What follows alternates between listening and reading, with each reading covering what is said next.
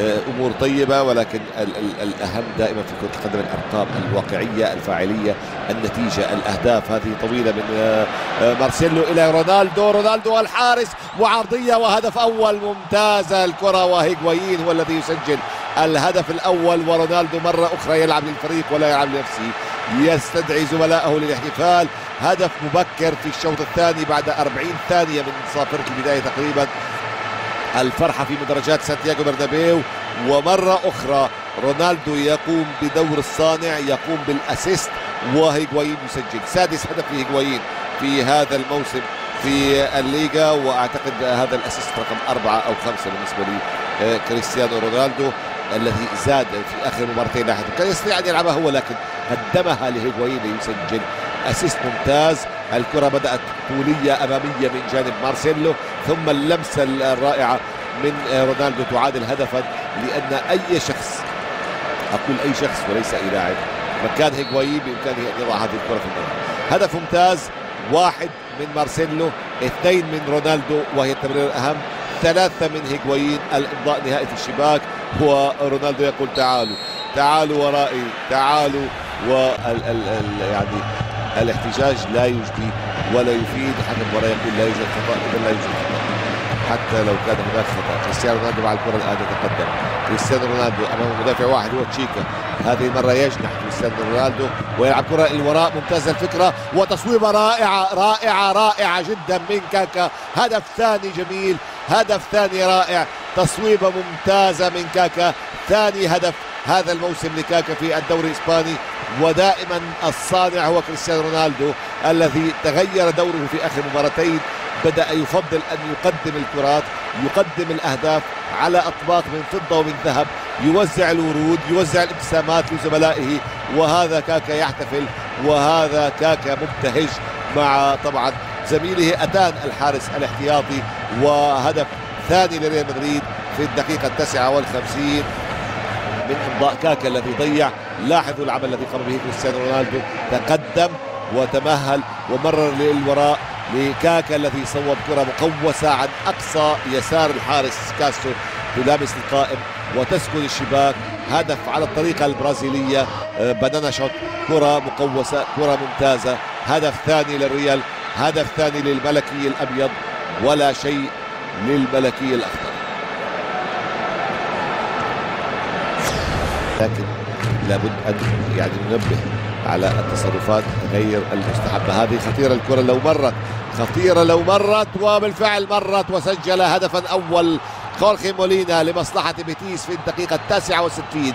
ينجح في العودة بفريقه المباراة.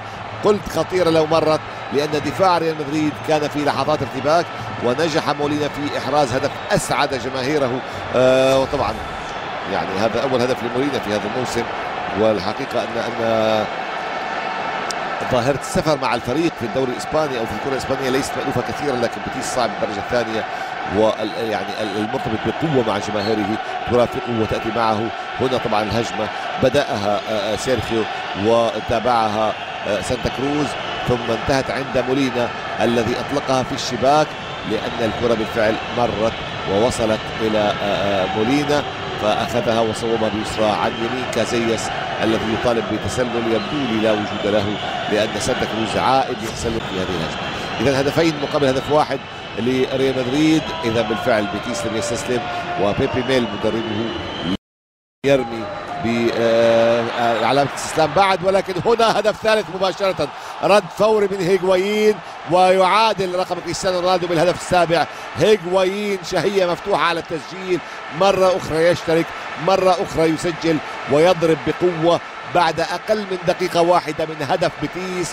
ينجح هيغوايين في إضافة الهدف الثالث لريال مدريد في الدقيقة 70 من عمر المباراة، في نتيجة 3 أهداف مقابل هدف واحد. مرة أخرى يطل هيغوايين ويضرب بقوة. هدفين لهذا اللاعب، والأهداف الأربعة في الشوط الثاني من عمر المباراة، الشوط الثاني الأفضل. ولكن كريستيانو رونالدو الأنظار عليه والتساؤلات. يعني هيغوايين سجل 5 أهداف في آخر مباراتين وفيهما لم يسجل كريستيانو رونالدو. لاحظوا المرور، لاحظوا الدخول، هدف أرجنتيني خالص، والزاوية الضيقة والكرة في الشباك ممتازة من هيغوايين. لاحظوا الكرة يمر هيغوايين ويضعها أرضية في المرمى ويحرز الهدف الثاني. تمريرة دي ماريا وعملية الإنهاء من جانب هيغوايين، والنتيجة 3 لريال مدريد مقابل 1 لفريق هذا المدرب الذي ربما سلم بالأمر الكاسي لريال مدريد. دي ماريا يتقدم ويعطي كرة مرة أخرى، هيغوايين ساقط الكرة في المرمى. هدف رابع رائع، هدف رابع رائع، وهيغوايين يضرب بقوة من جديد ويحقق الهاتريك الثاني على التوالي. خلاص بنزيما سيبقى على الخط، هيغوايين يبقي بنزيما على الخط، يبقيه في المقعد، يعيده إلى الاحتياط باثنين هاتريك في مباراتين فقط. في مباراتين هيغوايين يسجل 6 أهداف ويتخطى كريستيانو رونالدو الآن ويعادل رقم ميسي. الآن يتساوى هيغوايين مع ميسي في صدارة البتشيتشي. 3 أهداف في آخر مباراة و3 أهداف هذه الأمسية و3 أهداف مع الأرجنتين في مباراتين، يعني 9 أهداف في 4 مباريات مع النادي والمنتخب.